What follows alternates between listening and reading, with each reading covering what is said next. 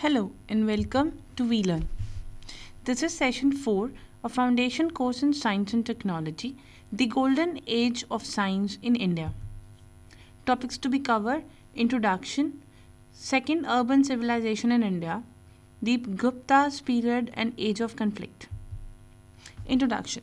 The one of the most important era in Indian history or the history of a science. Yes, the most productive period in the history of a science in India started roughly around the 40th centuries BC and lasted for about the 11th centuries. So in this period, the forest land in the northern India was cleared, paving the way of settling the agriculture. Trade and commerce perspectives of small kingdoms gradually gives the way to the great empires. And yes, at the same time, a state which looked after its subject arose and India settled for the period of peace and prosperity, which continued until the 17th century of the AD. So 4th century in BC के आसपास ये era जो start हुआ था, this era is basically started in 4th century BC, near about that. It is one of the good contribution of a science, and yes, at the same time they lead towards the 7th century of AD. In this eras, yes, more emphasis on the land, fastest growing land and agriculture part, and trade and commerce basically posed a small kingdom gradually gives the way to the great empires. And empirism was one of the thing in that era. India is basically looking towards the period of peace and prosperity was there was a peace and very much prosperity and wealth was there. And yes, this is one of the period who developed the great development in science in India, especially in astronomy and mathematics. This is one of the eras जो कि astronomy और mathematics में जिसने ज़्यादा काम किया. This was also a period of Buddhism and Jainisms and the great liberal theologies. The first concept is second urban civilization in India. Yes, the first civilization in India we already studied in the Iron Age. So in that stage, yes, in that phase, this is basically the era of the Chandraguptas and the Great Maurya's king in 4th century BC. The last great Maurya's empire. Ashoka is assumed as the imperial throne about 270 BC. His empire extended across the whole of the northern India and well into the southern state of the present day Karnataka. So the imperial state was mainly interested in extending its hold on the cultivable land. So this era, second phase of civilization is basically on the Maurya's empires, but then it lead towards the Ashokas, and it is mainly was कि ये northern India के अंदर ज़्यादा है, but yes, in the southern we can see in Karnataka. There was a two types of agricultural land, as this era is mainly focusing on the land part, agriculture part. So the first type of land is which yield the taxes from the state, had some semi autonomous local administration, although a sixth portion of the harvest went to the treasury. So in that case, this is the first time जहाँ पर एक taxes लिए जाते थे on the state level, and yes, the local administration has to give the sixth portion of their harvest to the empire. And the second type is called the Sita land, that comes directly under the crown supervision and was cultivated by the settlement unit of 100 to 500 Sodras. So in that case, this is what the second type of land is, these complete supervisions of the crown eras. So these two type of agricultural land was there. This is basically stating that they were showing the great deals of information about Ashoka policies, and his time comes from his inspection and the engraved on the rock and the polishing on the stones pillars of the, at the same time the art on the stones is the rock working is mainly comes into the Ashoka's period. So they were basically dealing on that. In India state, yes, such a state and its policy is described in detail in the Shastras, working as the Kautilyas, the great ministers of Chandraguptas. And yes, at the same time, according to him, it was a highly centralized state, which was the principal owner of industry as well as the greatest producer of commodities. So the commodity produced by the state were brought and sold by the traders, and trade practices and policy charged by the traders was strictly controlled by the state. Law regulating revenue collections and the procedures for collecting them from the land as well as from the merchant were the expected and praise. In terms of, we can state that the policies of the state में होने वाली जितनी भी policies थी दे were very much centralised. जितना भी एक policy create होती थी, जो भी रूल्स एंड रेगुलेशंस क्रिएट होते, they were actually owned by the industries as well as the product are sold with the permissions of their policies. Trade practices बहुत ज़्यादा रिस्ट्रिक्टेड थी, बट येस प्राइसिंग चार्ज होती थी. Revenue collections was always there, tax collections was always there, and yes, the procedures for collecting them from the land as well as from the merchant. Land collections भी होते थे and merchant collections भी होते थे state में. And yes, इस policies की जो basic जो base था, we can say that the basic concept from arising this policy is from the Arthashastras. तो वहाँ से ये basically rise हुई थी policies.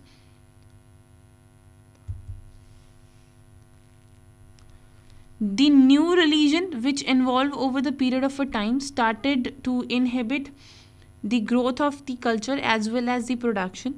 This was because it laid the emphasis upon the superstitions, which were very much a part of a tribal life, and on the senseless rituals. So, new religions was created. एक नए religions, नए thoughts, नए rituals की creations was always there. So Ashoka was reacted to the development of these superstitions and yes, the rituals cultures by adopting the teaching of Buddhas.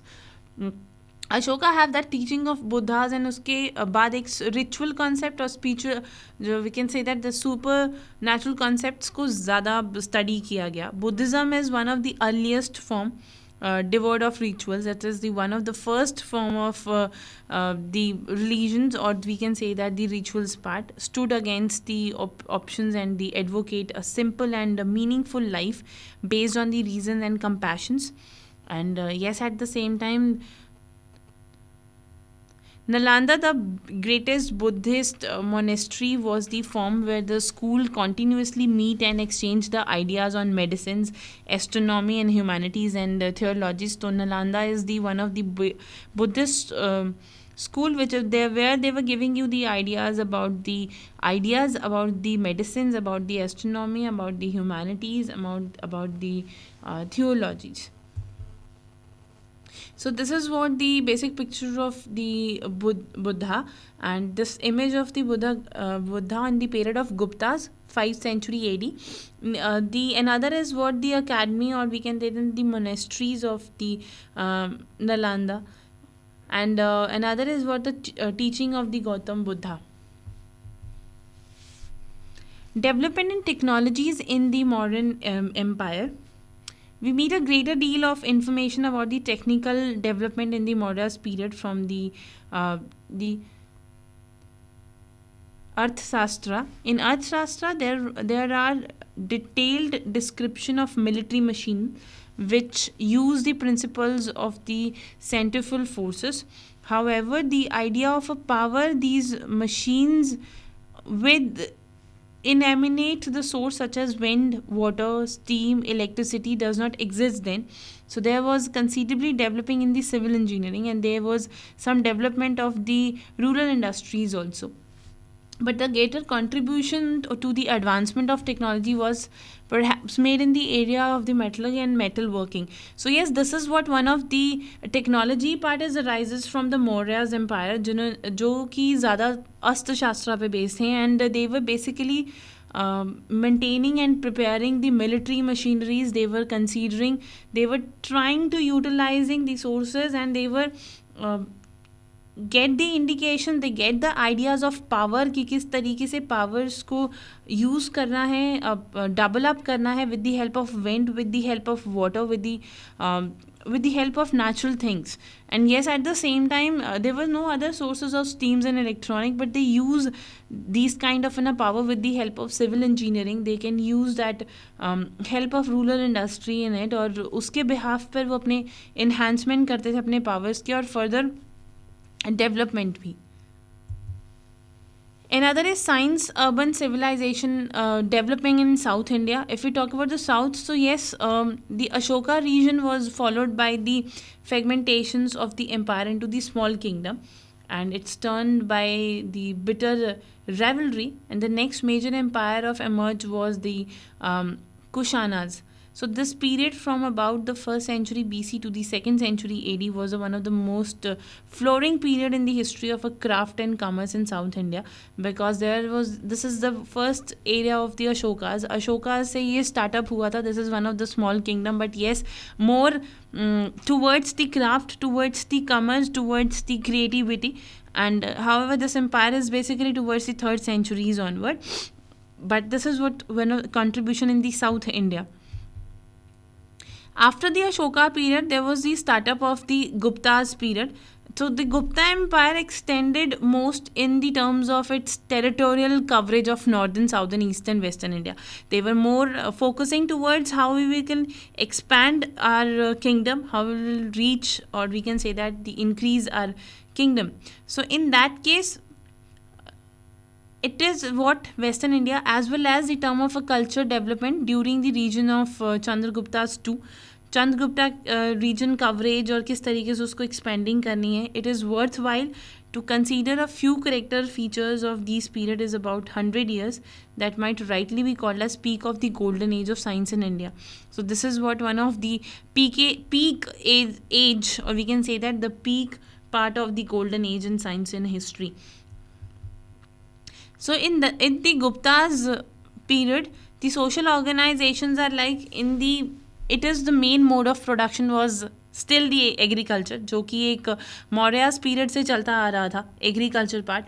The Gupta kings continued the land acquisition started by Mauryas. The same concept of taxation and same concept of two type of land was still continued in the Gupta's period. The pattern of a land settlement in this period was, however, very different from that of the Maurya. But yes, the basic concept is picked up from the Mauryans. New law were enacted to allow the individual to administrate the land and collect the tax, irrespective of whether they tilled the land or not. So in that case, एक छोटा सा new concept was this arises कि they allow the individual to be the administrator of a land, but yes, at the same time they have to pay a certain kind of taxes for that basis, and yes, irrespectively whether they know कि how to deal with that or how to provide or increase the sales. So most of Gupta's kings, irrespective of their individual religion faith, were circular as far as the state was concerned. So एक बहुत ही circular natures और circular concept पे थे. And yes, at the same time, lineage had determined one position in society, give a way to the certain extent to another property status. So they were more towards the land, mainly towards the societies. Brahmins lost their pre-eminence in terms of they will lost their values. They were considering or as providing the more information or getting the more importance from the land side. Lands पर important और उसके taxes पर importance ज़्यादा दिया जाने लगा था ना Guptas period. So important of agriculture and craft production meant some improvement in the condition of the सौदराज, जो कि एग्रीकल्चर और क्राफ्ट में ज़्यादा डील कर रहे थे. येस, उनकी पोजीशंस में कुछ चेंजेस डेफिनेटली आए थे, but not from the another side. But yes, in the general, what one did in the society become important. Even the Brahmins were obliged to take up the occupation other than the performing of these religious rites. So it is what they herald a certain declines in the hold of Brahmins, and that's reached the Varna system over the agriculture society. So this is, we can say that because of the trading system, because of getting the wealth system or expanding their empires, yes, they were more towards the agriculture and the craft part, which was declining the Brahmins values, and they were actually what obliged to change their occupation or be on the regional part only. So this is what the kind of a stagnant stage for that period, and they were moved towards the Varna system over the agriculture society. So the improvement of techniques and craft was there. So in this period there was the splits in agriculture as a new techniques and seeds were introduced. New seeds were introduced, new techniques of agriculture was introduced. More importantly, the craft greatly improved in the terms of quality as well as a variety. As we already studied, because of trade, because of getting the benefits, तो उस case में एक agriculture craft और trades के अंदर improvement थी, but from बाकी sides पर इतनी इम्प्रूवमेंट नहीं थी. सो एग्रीकल्चर इज इम्प्रूवमेंट में yes, paper spices were grown from the export as well as the domestic consumption, and yes, a wide variety of a crop like rice, wheat, barley, pulses, vegetables such as cucumber, onion, garlic, pumpkins, they were grown. And yes, at the same time new fruits like pears, peaches were introduced in the first time in this history, and yes, there were the proper manual which gives the information on the type and quality of a soil was required for preparation of that kind of plant, fruit, vegetables. In a craft, yes, rapid stud were made in that era. Rust proof iron, copper alloys were found and worked into the articles for the civilizing as well as the military purpose. And the quality of articles was so good that they were widely exported even as far as to the Africas. So these was into the craft part. In trade, yes, it is what one of the important of direct producers become great as an internal and external trade reached unpredicted volume and proportion. So open up with the previously inaccessible and inhabited regions, and organizations of a better transport, communication, trade routes help in growth of trade. And yes, at the same time, the existence of a huge market was there, spread over the vast empire, give the rise to the extensive circulation of money through the flourishing trade. So this is what a kind of one of the good contributions in the agriculture craft trade part, because it is what moving or helping the country towards using that. Then another is development in mathematics in that particular eras. Mathematics of Jainis is one of the contribution. Algebra in India was there, and numericals was done in that eras.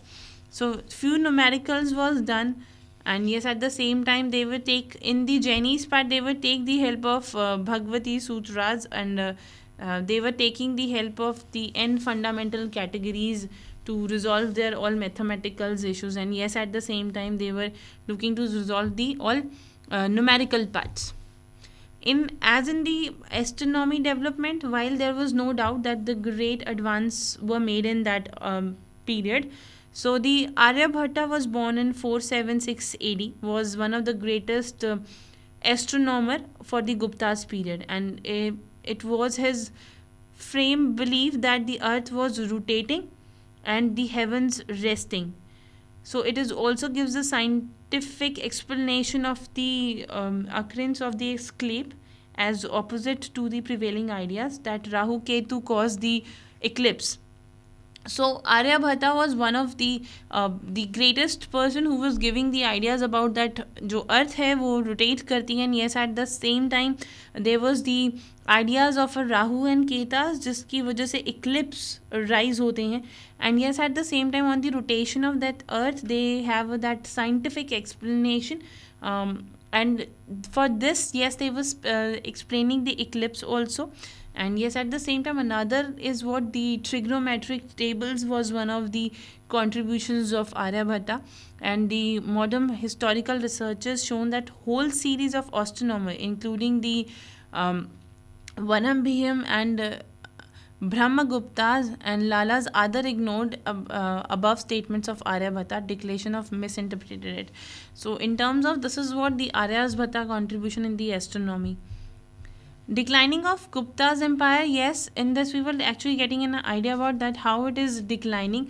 By the second half of the 5th century AD, the Gupta's empire got considerably weakened, and they were the attack to from the north and occupy not only Punjab, Rajasthan and the eastern Malwar and a good portion of the central India also.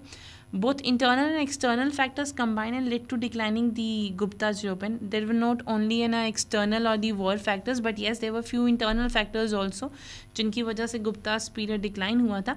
This fragmented Europe could hardly provide the social and interactions manuals, but yes, this is what the decline era of the Guptas.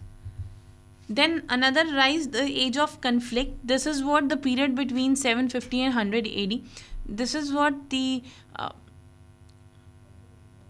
Patinara Emperor in the northwest and the Rush Thakur in the Deccan, who also controlled the territory in northern and southern India at a various. So they were the different empires who was created, and the caste system again become more family was activated, and it leads towards the conflicts in the society. So, however, even in this state of general decades, there were some remarkable individual efforts. Aryabhatta too, about 950s AD, made a significant contribution in the astronomy and mathematics.